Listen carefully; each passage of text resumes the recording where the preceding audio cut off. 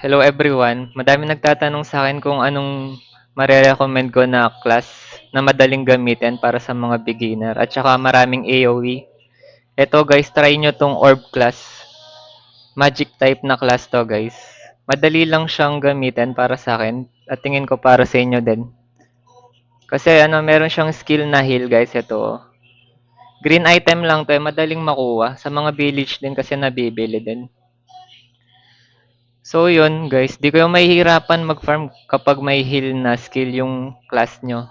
Pag kasi sa mga normal na class lang, halimbawa yung crossbow, archer, or kaya melee na walang heal, syempre bibili pa sila ng mga potions. Kailangan nyo yun pag magpa-farm kasi hindi pa kaya kapag sa umpisa, di ba? So ito, sustain guys, tas mabilis mag-farm kasi maraming ang AoE. Tignan nyo yung niya guys, yung skill niya. Dami din AoE nito eh. Kaya mabilis mag-farm. Ito yun sa atin guys na. Dami oh. Sorry wala lang sounds yung game. Para marinig nyo din ako. Ito guys, try nyo to yung orb.